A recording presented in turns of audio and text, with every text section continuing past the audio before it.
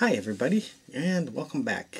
It's me. I'm finally back. It's Tom, the Clockwork Alien, and just to get back into the swing of things tonight with a quick update on what's been going on, why I've been absent for so long, as well as a quick project that I've been setting up to do.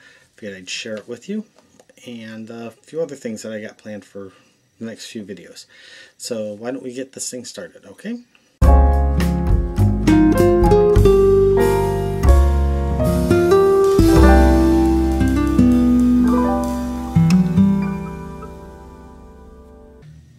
Okay, and we're back, and once again I want to apologize. Like I said in my post, things have just been kind of busy lately and trying to get caught up with things, and life just getting generally in the way between work and everything else kind of prevented me from doing videos for everybody, and I want to say I'm sorry for not getting back to them sooner than I have. But be that as it is, I'm going to be starting a series of videos beginning tonight that are detailing some printer modifications, some of which are going to be starting with tonight. We're going to do the Z-brace modification and the Y-axis bracing modification on the printer. In the future, I have planned for doing a Micro Swiss all-metal hot end, as well as their extruder plate and feed lever modification. That'll probably be one of the next ones that I do. And then I will be doing a MOSFET board modification for the heated bed to pull, increase a little bit of safety on that, take some of the power load off of the main board in the electronics. You'll be able to see all of these. As I do them, I'll film them, and you'll be able to see how they're done, how I do them, and my hitches and glitches. Just a little background for you. My printer, I've run totally stock except for a hardened nozzle for doing bronze and brass filled filaments for a year now. No other major problems, with the exception that the bed carriage has started to develop a little bit of a warp in it, and which has been necessitating me printing everything on rafts in order to get decent first layer adhesion and decent first layer print of my prints, period. It's also kind of preventing me from really doing a decent job on PETG for some reason, but I'll get that figured out eventually. That's probably more of a settings thing than printer, but we'll do the mods first and see how it goes. Another mod that I'm going to be doing is a cooler, an extended cooling fan. Again, once I am able to get PETG to print successfully, I will print one, and you'll be able to see that. We'll throw it up on there, and you'll get to see how that also mounts.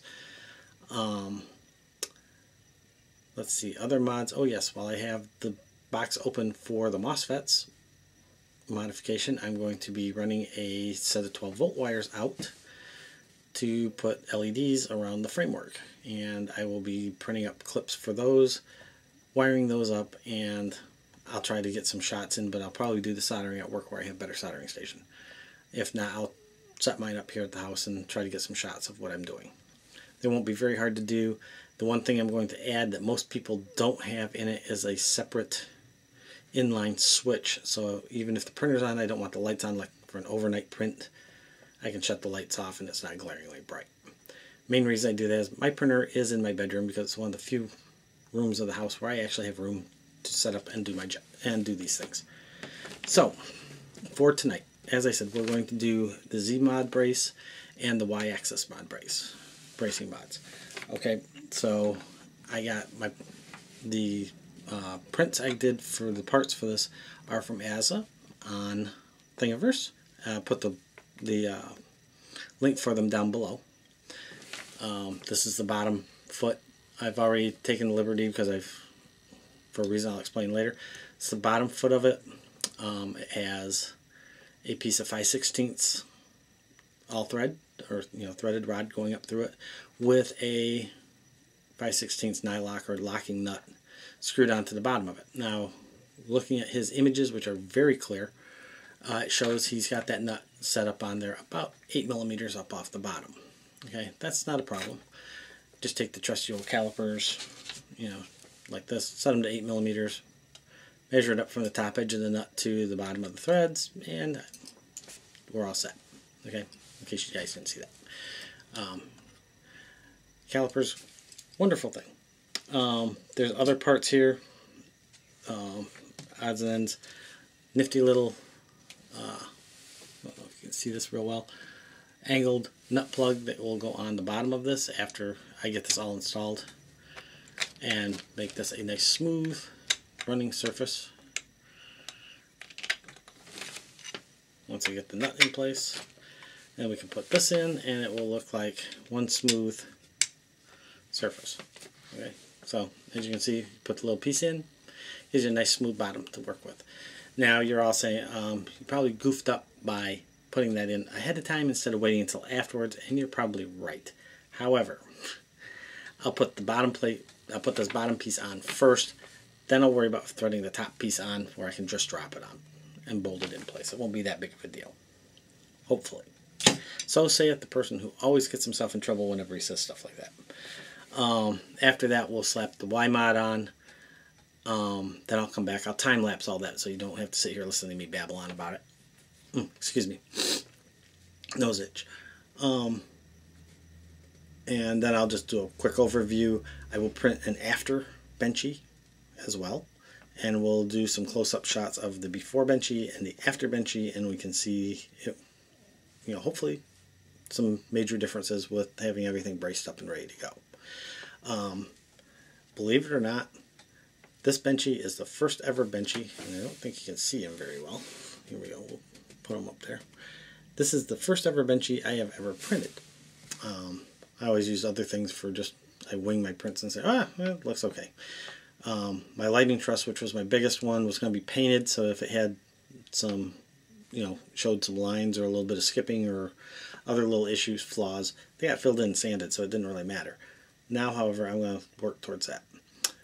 One last mod I will probably do, since, as I mentioned, the Y carriage has developed a little bit of a warp to it. I will probably go to a piece of borosilicate glass on top of my bed and see if that, you know, fixes the issue.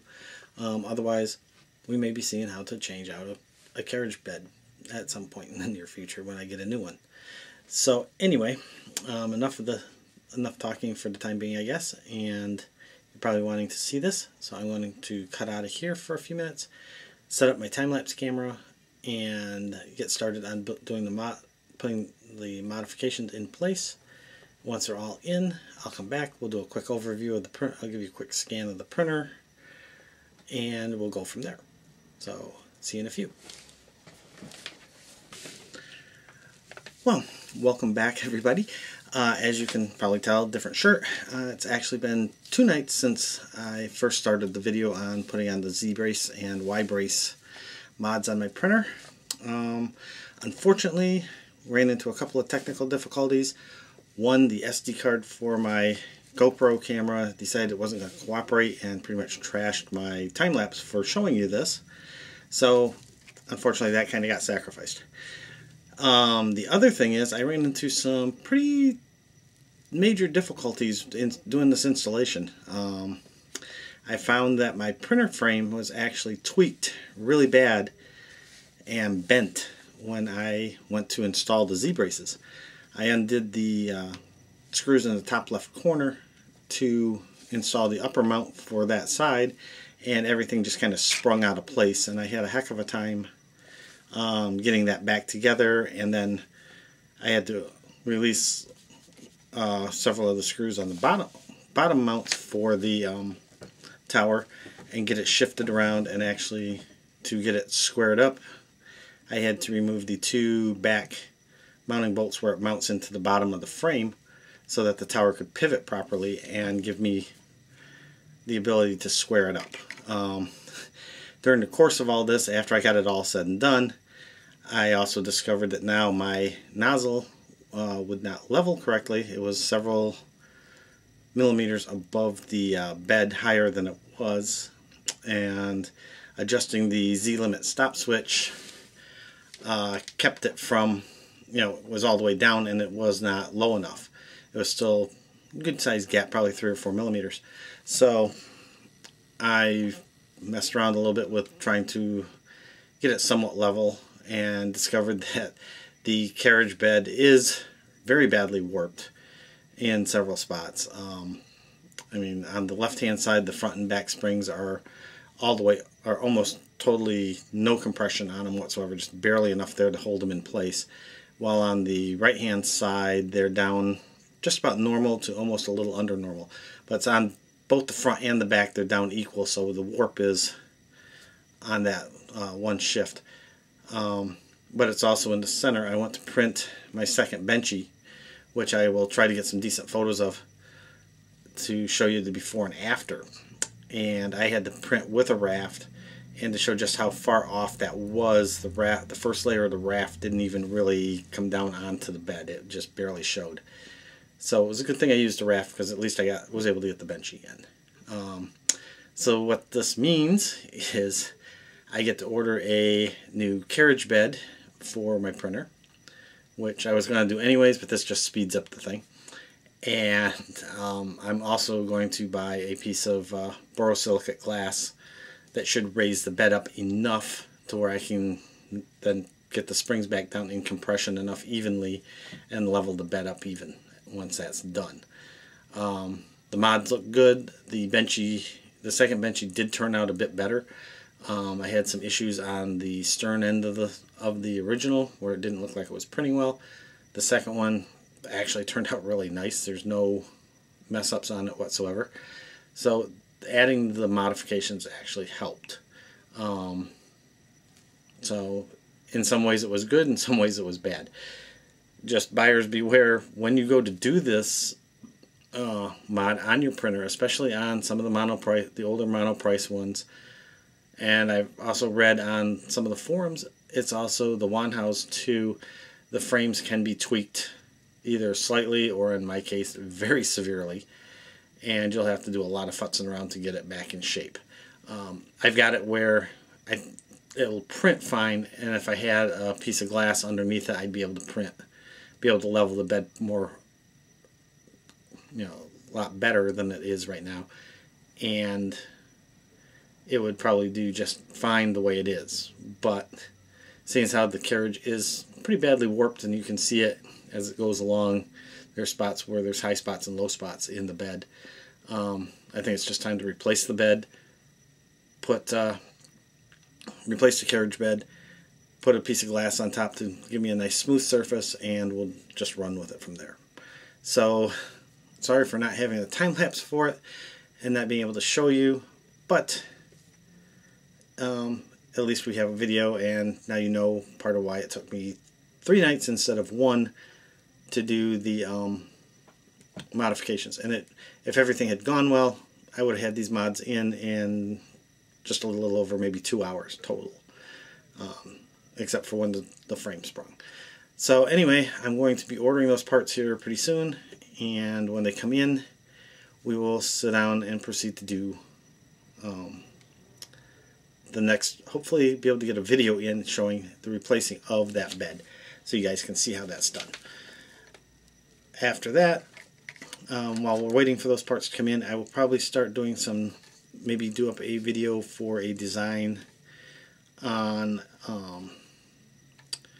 some geared projects that I have going on. I know everybody's tired of finger spinners and fidget spinners. I'm not going to do a fidget spinner per se. I have done one that's all gears, which I will show you at some point. But I have a couple other little fun projects I want to work on, so we'll see how it goes. Maybe I'll get in a little bit of leather work while I wait for parts to come in. We'll see how everything works out. Anyway, thank you for putting up with this rather late video going out, and I hope you enjoyed it. If you have questions as to what happened, drop me a note, and we'll go from there. The goal for hitting 100 people by the end of the year is still open. I know you guys probably have all forgotten about that, but I would like to try and maybe see if we can get between up to 100 would be ideal. I would at least like to see us double our number, which would put us at just over 50 people by, here pretty soon. I'd like to see that happen by the end of summer. So if you like the channel, you want to see more stuff, do me a favor, hit the like button down below, jump over to my Patreon page, say hi, drop me a note there, throw me a couple bucks if you really want to help out. Be a great help now that I've got to start sinking a little bit of money into this printer, but I can't complain. It's a year-old printer. It needs some TLC work and upgrades, so it's no big deal. But other than that, that's all I have for you for now. I will be doing another video and have another video out hopefully I'm shooting for 2 weeks, so we'll see how it goes and hopefully everything works out. Anyway, thank you again for watching, and I will see you again soon. Good night.